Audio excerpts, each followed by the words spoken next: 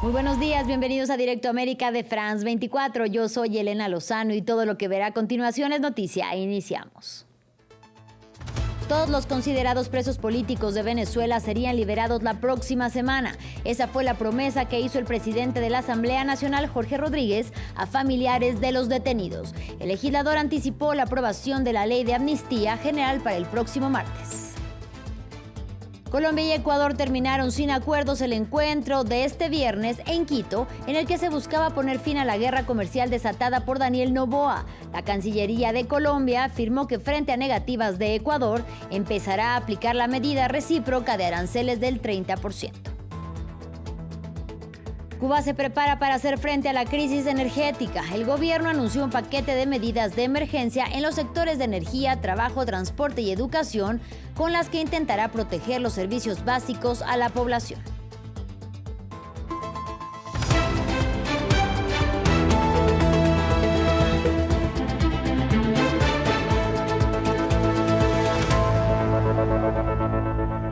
Iniciamos en Venezuela. Los encarcelados por razones políticas podrían alcanzar su libertad entre el martes y el viernes de la próxima semana.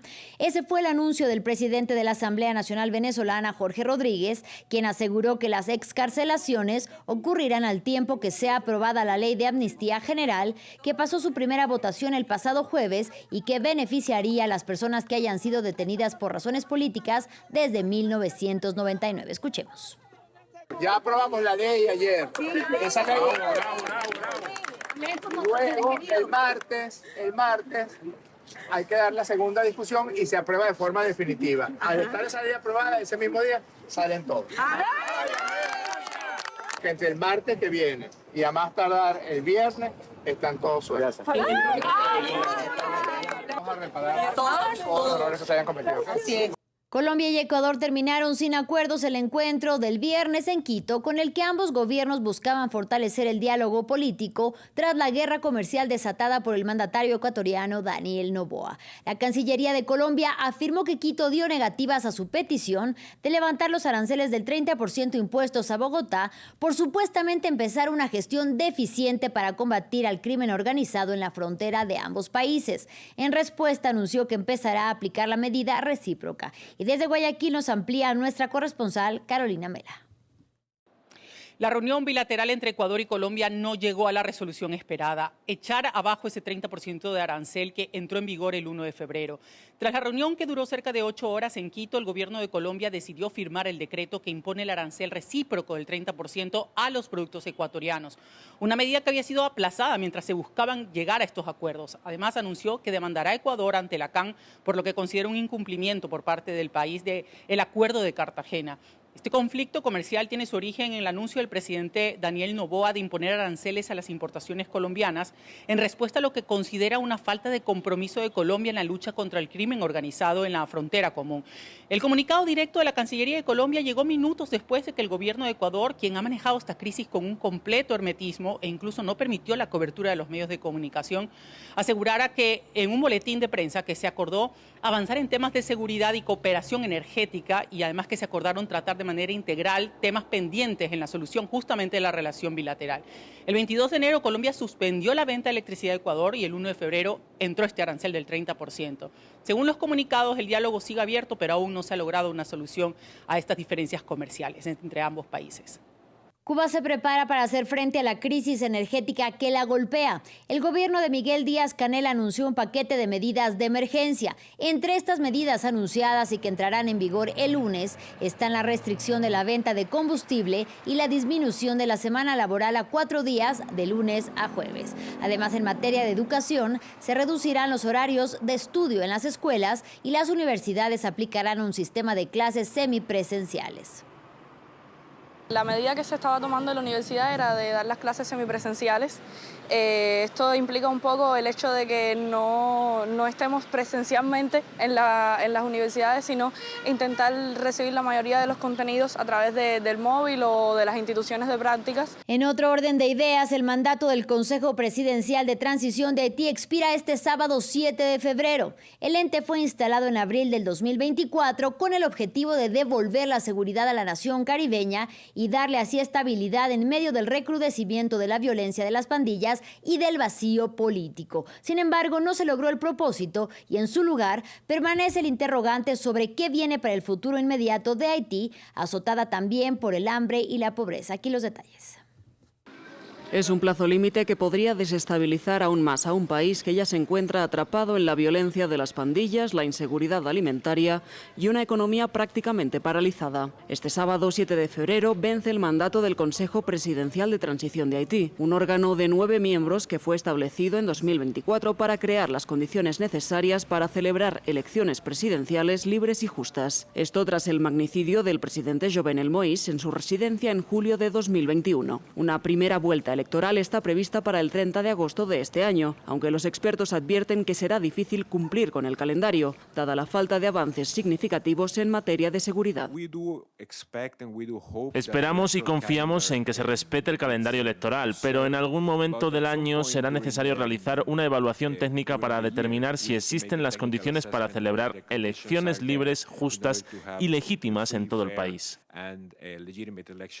Algunos miembros del Consejo buscan aferrarse al poder y el mes pasado hicieron un último intento por destituir al primer ministro Alex Didier Fils-Aimé. Sin embargo, Estados Unidos quiere que Fils-Aimé permanezca en el cargo después del plazo de este sábado y ya ha sancionado a algunos miembros del Consejo por intentar desplazarlo. En lo que parece ser una advertencia al Consejo para que se mantenga alineado, Estados Unidos desplegó buques de guerra en la bahía de Puerto Príncipe el martes. Mientras tanto, la violencia de las pandillas sigue azotando a Haití, con grupos armados que controlan más del 80% de la capital. Más de 8.000 asesinatos fueron documentados el año pasado y, según la ONU, alrededor de 1,4 millones de personas continúan desplazadas.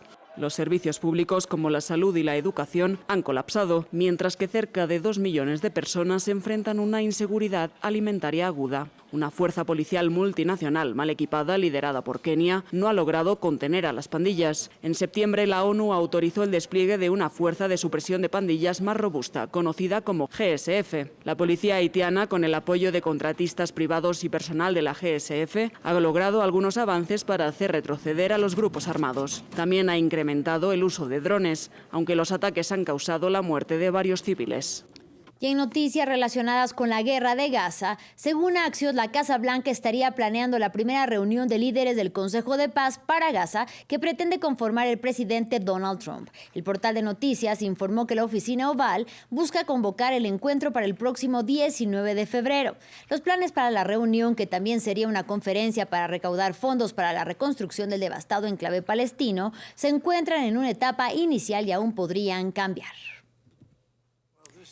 Finalizamos hablando sobre las tensas relaciones entre Estados Unidos e Irán. Y es que este viernes Omán fue escenario de la reunión entre delegaciones de Washington y de Teherán, en la que se discutió sobre el programa nuclear de la República Islámica. El canciller iraní calificó el encuentro como un buen comienzo y por su parte Donald Trump dijo que fueron muy buenas y que continuarán a principios de la próxima semana. Sin embargo, Washington anunció también nuevas sanciones contra personas y empresas que estén involucradas en la llamada flotilla fantasma iraní y la imposición de aranceles secundarios a cualquier país que importe productos de origen iraní. Aquí los detalles.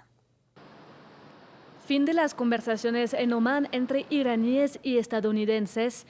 Unas conversaciones que, según Teherán, se han celebrado en un ambiente positivo que ha permitido el intercambio de puntos de vista. En general es un buen comienzo, pero lo que suceda a continuación dependerá de nuestras consultas con las capitales para determinar el camino a seguir. Sin embargo, tras las negociaciones, los estadounidenses anunciaron nuevas sanciones petroleras contra el régimen islámico.